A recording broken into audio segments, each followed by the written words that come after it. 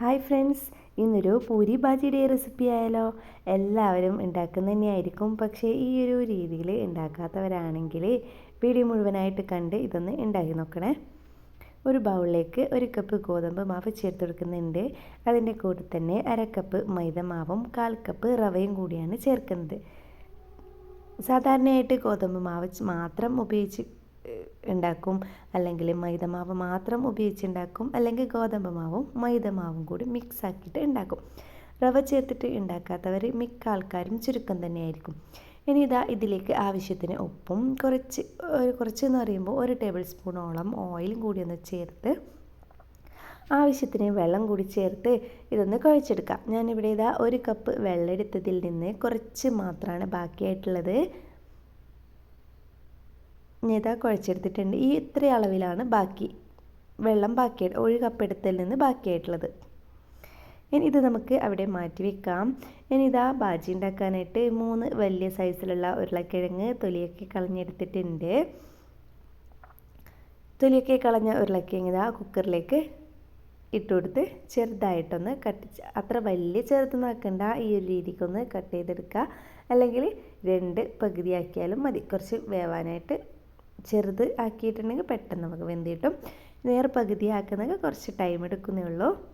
അപ്പോൾ നിങ്ങളുടെ ഇഷ്ടത്തിനനുസരിച്ചിട്ട് ഇതൊന്ന് കട്ട് ചെയ്തെടുക്കുക.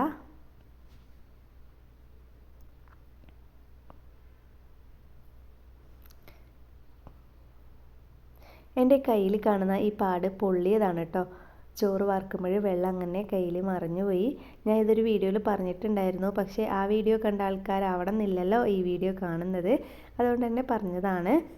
ഇപ്പോൾ ഏകദേശം ഓക്കെ ആയി വരുന്നു, നല്ല രീതിയിൽ തന്നെ ഉണ്ടായിരുന്നു. അപ്പോൾ വീഡിയോയിൽ ഇങ്ങനെ കാണുമ്പോൾ നിങ്ങൾ വിചാരിക്കൂലേ കൈക്ക് എന്താന്ന്, അതുകൊണ്ടാണ് പറയുന്നത്. ഓരോ വീഡിയോയിലും എല്ലാ വീഡിയോയും ഒരാൾ തന്നെ കണ്ടുകൊണ്ടിരിക്കണം എന്നില്ലല്ലോ.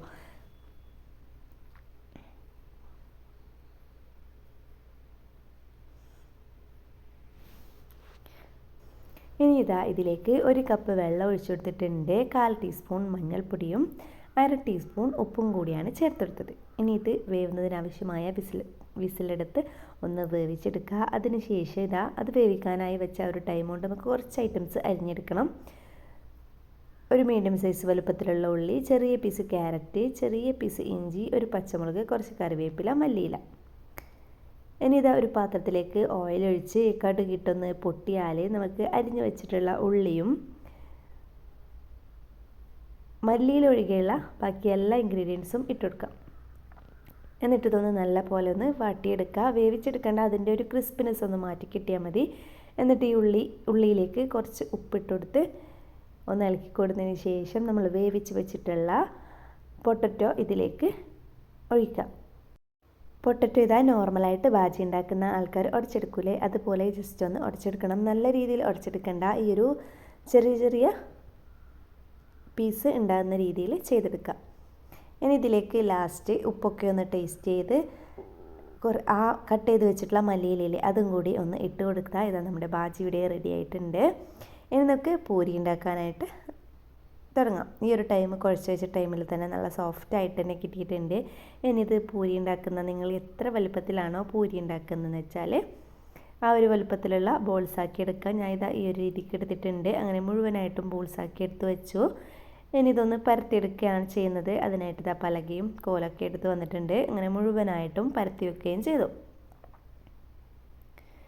ഈ ഒരു തിക്നെസ്സിലാണ് പരത്തിയെടുക്കുന്നത്. നല്ല തിക്നെസ് കൂടാനും പാടില്ല, അതോ കുറഞ്ഞു പോകാനും പാടില്ല. അങ്ങനെ ഓയിലൊക്കെ നല്ല രീതിക്ക് തന്നെ ചൂടായി വന്നിട്ടുണ്ട്. അങ്ങനെ ഓരോ പൂരിയും ഇട്ട് പൊരിച്ചെടുക്കുക. നല്ല രീതിക്ക് തന്നെ പൊന്തി വന്നിട്ടുണ്ട് പൂരി. അതും ഒട്ടും തന്നെ ഓയിൽ കുടിക്കാത്ത ഒരു രീതിക്കാണ് ഞാൻ കുഴച്ചെടുക്കുന്നത്. ഈ ഒരു രീതിക്ക് ചെയ്തെടുക്കുകയാണെങ്കിൽ ഒട്ടും തന്നെ ഓയിൽ കുടിക്കാതെ നല്ല രീതിയിൽ ഉള്ള പൂരി നിങ്ങൾക്ക് ഉണ്ടാക്കാനായിട്ട് പറ്റും. അങ്ങനെ ഇന്നത്തെ റെസിപ്പി ഇവിടെ ഫുള്ളായിട്ടുണ്ട്. ഇനി വേറൊരു വീഡിയോ ആയി കാണുന്നത് വരെ എല്ലാവരോടും ബൈ.